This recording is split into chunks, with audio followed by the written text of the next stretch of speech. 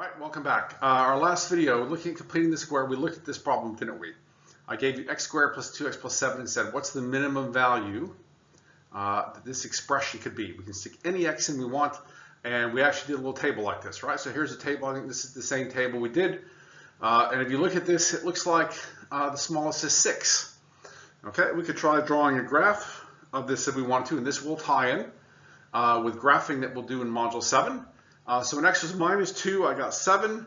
Again, we're just doing a rough graph. When x was minus 1, we got 6. When x was 0, it went back up to 7. Okay, and then at 1, it went up to 10. And then at 2, went up to 15. It looks like it keeps going. Okay, so at minus 1, we lost our dot here at 6. At 0, it was at 7. So yeah, it looks like it stops at 6, but how do we know what happens at minus a half? What about minus 1.5, in between minus 2 and minus 1? How do we know it doesn't go below 6? Well, we're not really sure, and sometimes the answer will be, in this case, the answer is correct. The answer is 6. That's the lowest it could be. If we connected the dots, it's going to make roughly a graph, a U-shaped graph like that. Now, this also ties into quadratic sequences that we did in Module 3. And the connection with completing the square we're going to see in more detail when we do Module 7. So let's look at another example then. Okay, here's another example. I want to know what the smallest value of this expression can be. So we're going to pause the video while I make a table, and I want you to see if you can figure out what this one can be. Okay, so your table should look something like this. When x is minus 2, again, which numbers? It doesn't matter what numbers you pick. Now, draw my graph. Now, I've got a problem here. So I said, what's the smallest? It looks like it's 0, right? If we look at our table, we get 0 twice. Now, we draw a graph. What happens to the graph? Does it go flat at the bottom between 2 and 3? Because at 2, it's 0, and at 3, it's 0. Or could it go below that there?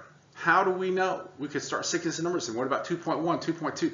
The answer to these type of questions is completing the square. So let's see how we can do that. Let's complete the square on this, x squared minus 5x plus 6. Okay, so we complete the square. It's going to be x minus 5 over 2 squared minus 25 over 4. Right, that's the completing the square part. That's completing the square on that. And then I still have my plus 6. All right, now I know 6 is the same thing as 24 over 4, so I'm going to write it as 24 over 4. And if I tidy this up, minus 1/4. So how can we use this completing the square to figure out what the minimum value is going to be and where it's going to be? What x is going to give us that minimum value? Okay, think about it. I have this x minus 5 squared. What's the smallest that can ever be? Could that ever be negative? No, because if it were negative and I square it, I would get a positive. So x minus 5 whole thing squared can never be negative. So what's the smallest that can ever be? The smallest x minus 5 squared can ever be is 0. It cannot be negative. It could be 0.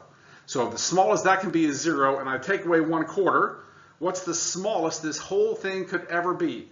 The minimum value is 1/4. And notice we would not have got that from our table over there. Now, what x can I put in to give me that value of 1/4? Well, I need to make this bracket 0, right? Because that's the smallest that bracket can ever be is 0. So if x minus 5 squared is going to be 0, what's x going to be? Well, x needs to be 5 over 2 or 2.5. So when x is 2.5, and I put that into my original expression, right? Put that into this original thing up here. If x is 2.5 and I do the calculation, I'll get 1/4. That's the smallest it can be. So what's happening with our graph? It goes down and it hits 1/4 and then it starts going back up. A quadratic graph like this is called a parabola. It can only ever have one point at the bottom, or if it's the other way around, at the top. It cannot have two minimums. So that's how we know that the minimum in this case wasn't going to be 0. The easiest way to figure out what the minimum value is going to be, or the maximum, we'll see in the next example, is by completing the square. Okay, so this one, the question says, what's the largest value this can be? This one, if we draw a graph, it's going to look a little bit something like this. It's going to be an upside down U or a upside down parabola, or as we say, we'll learn more about this in Module 7, concave down. So we can make a table. So we'll go ahead, I'll make a table real quick. Okay, so a nice, quick, and easy table. I did a couple values. Again, I could choose any x's I want when I make this table. Now, it looks like from our table that the maximum is 9. Okay, and again, I've drawn a rough sketch in the bottom left-hand corner. It looks like it's going up. But again, how are we sure? What about when it's x is 1.5? What about 2.5? The key is, again, completing the square. How do we know this has a largest value? Well, if there's a minus sign in front of the x squared, then I know it's concave down. It's an upside down U. If there's no minus in front of the x squared, it's just x squared or 2x squared or 3x squared. If it's a positive coefficient of x squared, then it's U-shaped, and there would be one minimum value. If it's a minus x squared, there's going to be one maximum value. So if I want to work it out, let's see, is it really 9? Let's complete the square. So first I need to factor out that minus, right? Remember, I need x squared to be positive 1. So I factored out, right, I'm completing the square on this. So first thing I did was factor out the minus 1, and then I still have the plus 5. Now, complete the square on x squared minus 4x is going to be x minus 2 squared, always minus that 2 squared is 4, and then I still have the plus 5. Now I need to multiply by the minus sign, so that's going to be minus x minus 2 squared plus 4 plus 5 minus x minus 2 squared plus 9. That is completing the square. Okay, so let's think about this in the same way again. What's the biggest thing that minus x minus 2 squared, what's the biggest, right? We're looking for the biggest value now. What's the biggest that can ever be? Well, x minus 2 squared can never be bigger than, with the minus in front of it, can never be bigger than 0, right? Think about that for a second. Whatever is inside the bracket and I square it, I get a positive number and then I make it negative. So I get a negative. I will always get a negative except when it's 0. So the biggest that expression in blue can ever be is 0 because of that minus sign in front. So the biggest that can ever be is 0 plus 9. What's the max value for this? The max value is 9. So our table was right. Again, the thing is we can't always trust the table because the answer is not always nice whole numbers. Now, the question is usually going to ask what value of x gives me that maximum. In other words, what number for x? Well, we can see from the table when x was 2. But what if we didn't make the table? Because we really shouldn't make a table. We should just be completing the square. Well, how do I make that thing in blue 0? Well, if x is 2. Because 2 minus 2 is 0. 0 squared is 0. And make that a negative, it's still 0. If x is anything else, if x is 1, right?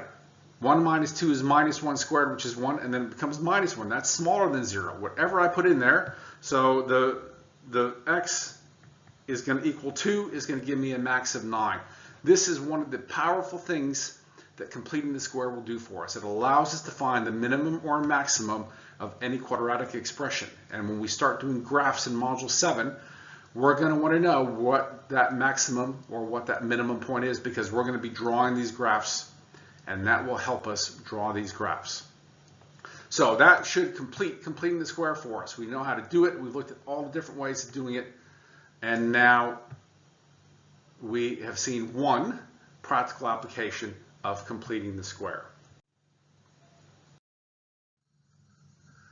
Okay, now we're going to move on to proof. This is sort of the last big section of Module 5. It's also one of the most important parts of mathematics. In essence, what mathematicians do is they prove things. So we're going to have a few videos in this series of looking at how we do algebraic proofs. We did some geometric proofs in Module 4. Proved that the angles, that some of the angles in a triangle was 180. Right? Proved that this angle in this diagram was this. So we've done some geometric proofs. Algebraic proofs are going to work a little differently. So before we do, we need to talk about some more terms. An identity. Okay, we're used to solving things like this. X plus 3 equals 8. This is what we would call an equation. Okay?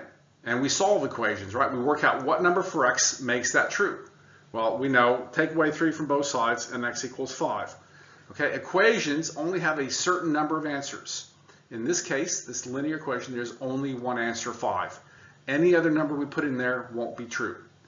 If we look at this next example, x plus 2 times x plus 3, look at that 3-bar equal sign.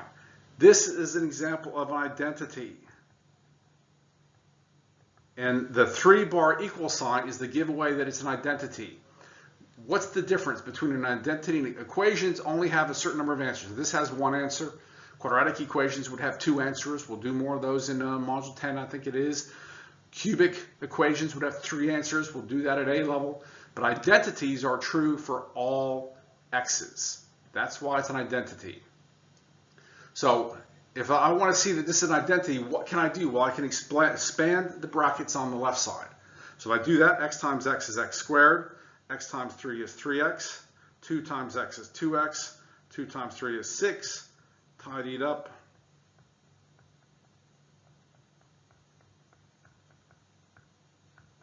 So in essence, I've just proved or shown this identity. The left side is the same as the right side. Okay, again, I don't start subtracting things. I cannot, when I have that 3-bar equal sign or I'm proving an identity, I cannot add, subtract, multiply things to both sides of the equation. What I must do is just show that one side is the same as the other side. So this is true for any x. Choose any x, put it in the left, put it in the right, I will get the same answer. So this is the difference between an equation and an identity. Okay, so you might get in a question like this, prove the identity, and there's a 3-bar equal sign there, okay? So we're not solving it, we're not trying to work out what number x is, because if this is an identity, this is true for every x. If x is 1, if x is 2, if x is negative 17, both sides will be the same. Well, how do we know that? Well, we use our algebraic skills that we've done. So what would I do? I could expand the left side and expand the right side and see if they are the same thing. Right? Do not bring things back and forth. You cannot do that with identities. So on the left side, 5x, I do minus 3 times x is minus 3x, and minus times minus 2 is plus 2. And on the right side, I get, I need a 3-bar equal sign, I get 2x plus 6. All right, so I made a mistake. That's not a plus 2 there, that's a plus 6, isn't it? Because minus 3 times minus 2 is plus 6. Tidy up the left side, I get 2x plus 6, and the right side, okay, that's what my working would look like to prove that identity. Now, we're using on these proof questions, they've already given you the answer. Okay, so the working is so important.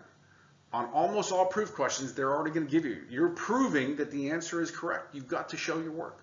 You've got to show it very clearly, step by step.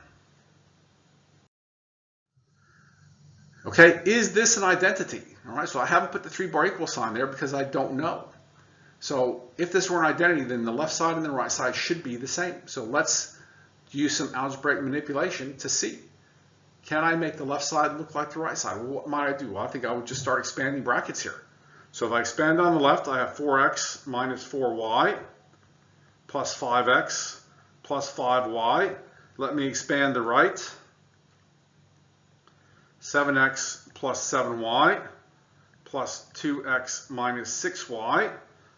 They don't look the same yet. Let's keep going. 5x plus 4x is 9x. Minus 4y plus 5y is y. On the right side, 7x plus 2x is 9x. 7y minus 6y is y. So is this an identity? Yes, this is an identity. Both sides are the same. We've just written them in different ways. Again, this is what your working out would look like. You cannot just say yes or no on a question like this. That would get you 0 marks. Even if you said yes, not going to get any marks. Okay, another question, prove the identity. So basically they're saying that this is true. I mean, that's the answer. It's an identity, but they want you to prove it. They want you to show the work. So what are we going to do on the left? Well, it looks like we need to expand those brackets on the left side. So again, this is why we need to be so good with expanding our brackets.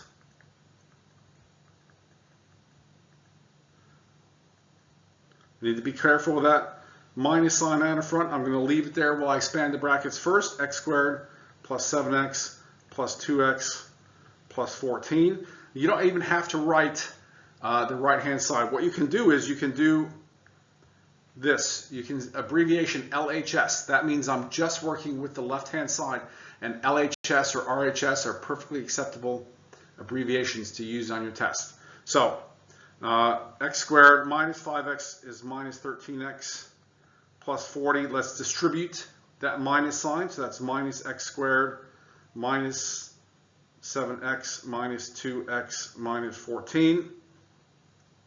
Let's tidy this up. X squared minus x squared, right? X squared minus x squared is going to be 0. Okay, I have minus 13x minus 7x minus 2x is what? 13 is minus 22x. And I have plus 40 and minus 14 is 26. Positive 26. So the left-hand side is 26, which is identical to the right-hand side. So I've proved that identity. I've just done the algebra to prove that it's true. Okay, another example here. First one, I want to put some different numbers in. Again, if this is an identity, it should be true for every single x that I put in there. Okay, so the first one is show that x is 135 satisfies that equation. Okay, so the first step is I put 1 in there. I calculated what it was. The left side was 15. I put 3 in there, calculated I got 15. Put 5 in there, got 15. Looks like it works, right? I put 3 different things in. Now part B says if I put 4 in there, show it is not an identity. So that means 4 should not be 15. So let's see what happens when x is 4, right? So I'm going to get 4 cubed minus 9 times 4 squared plus 23 times 4. Okay, and I need to work out what that is. Well, 4 cubed is what, 64 minus what, 144 plus 46 plus 92. Okay, and 64 minus 144 is what, minus 80 plus 92, which is 12, which is not 15. So this is not an identity. It has 3 numbers that work, but it has a number that doesn't work. So it's not an identity. In order to be an identity, it has to be true for every single x.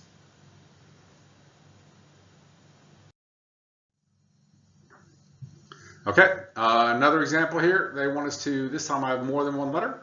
So that means it should work for, if it is an identity, it should work for all P's and all Q's. Okay, the first part A, they wanted me to put P is 10 and Q is 5. And as you can see on the right, and you should have already done that, you should have got 85. For part B, they showed if P is 6, Q is 4. If I did that, I got 46 for both sides. Part C says prove the identity. So in order to prove the identity, I need to show that both sides are the same. So how am I going to do that? Well, let's expand.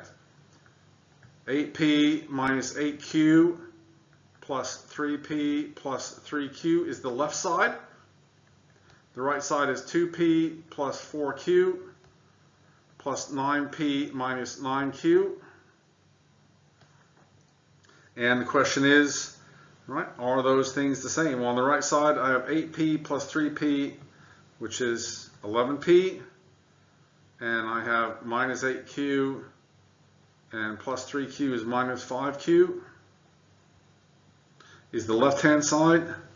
The right-hand side, 2P plus 9P is 11P, and 4Q minus 9Q is minus 5Q. So yes, indeed, I have proven this identity. Okay, last question for the first one on working with identities. So prove this identity.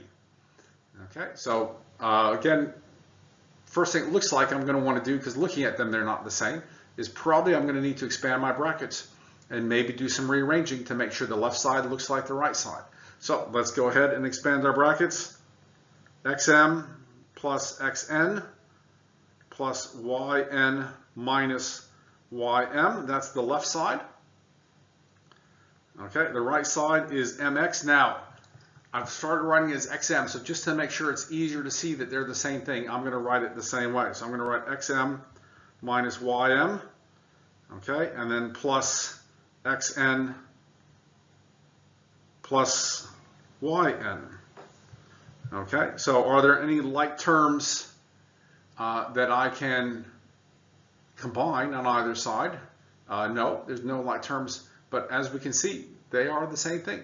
I have xm on both sides, xm, xn plus xn plus yn minus ym minus ym. They are exactly the same. Okay, now one last thing. Another way I could have done it is I could have just done the left side, right? I could have left the right-hand side the way it was. Okay, I could have left the right-hand side the way it was and just worked with the left-hand side. So first thing I would do is expand my brackets like I did. Now the second step here, okay, I've just reorganized my things. I have my xm, I brought my minus ym over there. Okay, and then now what did I do? I factorized. Notice the xm minus ym, they both have an m, which I brought out here. And these two, okay, they both have an n, I brought that out there. And now the left-hand side looks exactly like the right-hand side. So again, proving these identities algebraically, there's usually more than one way to do it. Don't think that there's only one way and try to worry about, am I doing it the right way? As long as you can show that both sides are the same, you'll be fine. Okay, so that takes care of our first video on looking at proof.